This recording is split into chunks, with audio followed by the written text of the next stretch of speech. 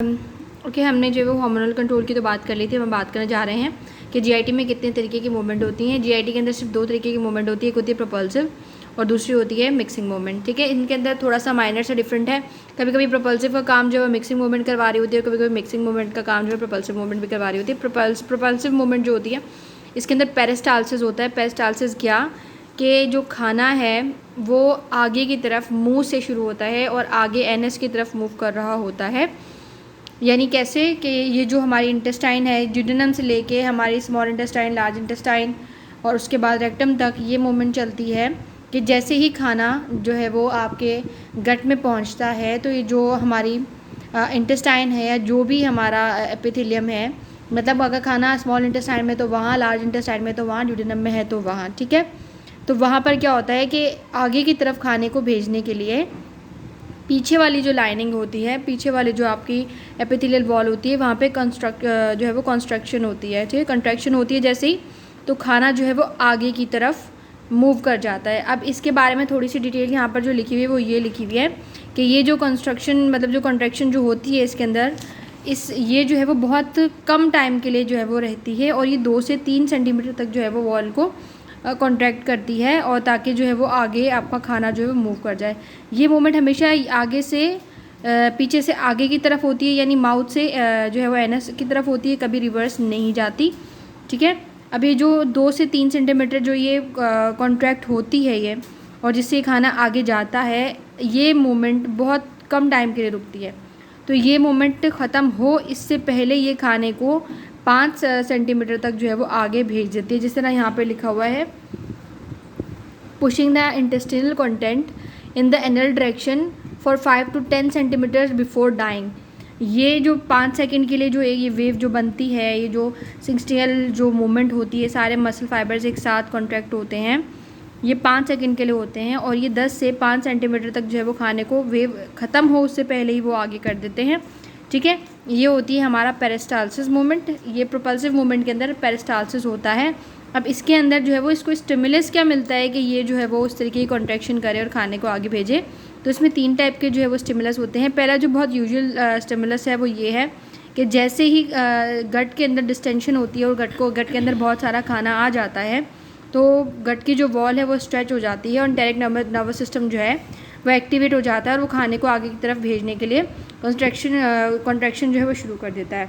दूसरे स्टिमुलस क्या होता है, other stimuli that can initiate peristalsis include chemical और फिजिकल इरिटेशन। अगर किसी तरीके से आपके गट की एपिथेलियम वॉल में हो जाए तो भी जो है वो ये वाली जो पेरिस्टाल्सिस की जो मूवमेंट है वो इनिशिएट हो जाती है।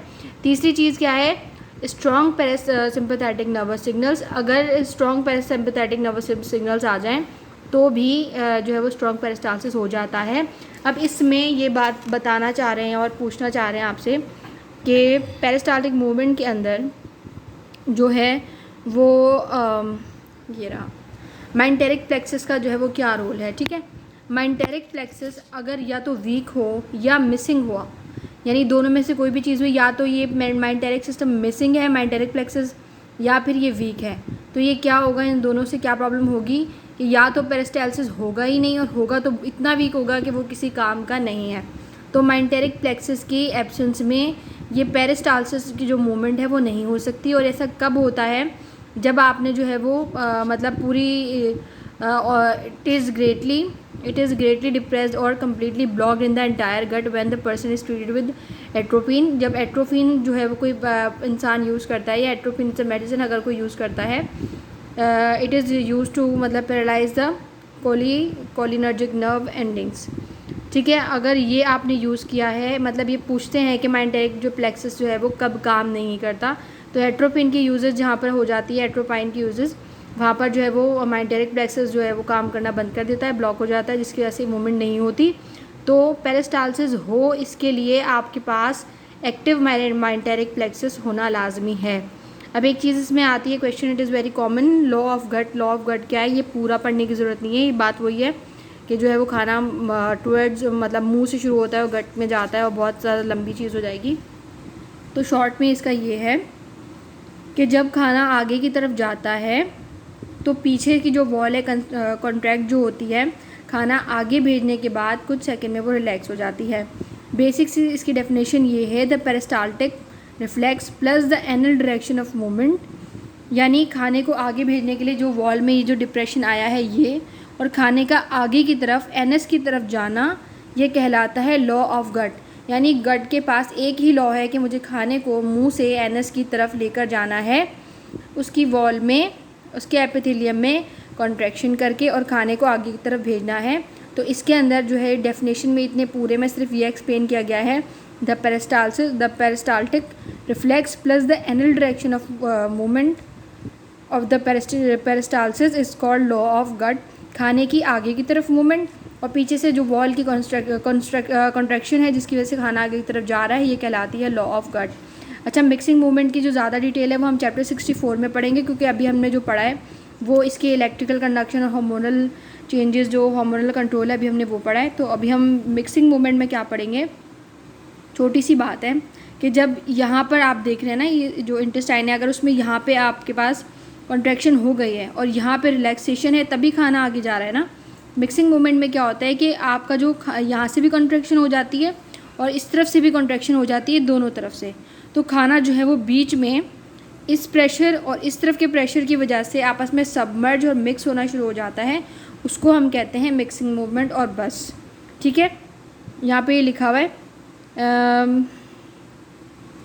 The construction usually last only 5 to 30 seconds, 5 से 30 सेकेंड तक जो है वो ये कंट्रैक्शन रहती हैं। ठीक है, लोकल इंटरमीडिएट कॉन्ट्रैक्शन, यानी सीन मतलब इतना सा है कि ये जो आपकी वॉल है, यहाँ से कॉन्ट्रैक्शन होगी, खाना आगे की तरफ जाएगा। लेकिन अगर यहाँ से भी कॉन्ट्रैक्शन हो जाए और यहाँ से भी कॉन्ट्रैक्शन हो जाए, खाना इधर भी नहीं जा सकता, इधर भी नहीं जा सकता, तो बीच में ये जो खाना जो आपके फंसा हुआ है ना, ये आपस में मिक्स होना शुरू हो जाता है, इसको हम कहते हैं मिक्सिंग मोमेंट। बस इतनी सी बात थी, इसके अंदर जो है वो ज़्यादा डिटेल्स नहीं है। अगर ज़्यादा डिटेल्स पढ़नी है तो हम चैप्टर 64 में इसको डीपली एक्सप्लेन करेंगे, तो उसमें आप देख लीजिएगा। बाकी थोड़ा सा डिफरेंस था इंपॉर्टेंट पेपर के लिहाज से और समझने के लिहाज से जो है वो प्रोपल्सिव मूवमेंट है, क्योंकि इसके अंदर आपको मेंटेरिक रिफ्लेक्स जो है वो, मेंटेरिक प्लेक्सस जो है वो, इसमें आपको थोड़ा सा बताना पड़ेगा, और इसमें स्टिमुलस भी काफ़ी मतलब काफ़ी तरीके के हैं, तो आपको याद रखना पड़ेगा। That's it, thank you.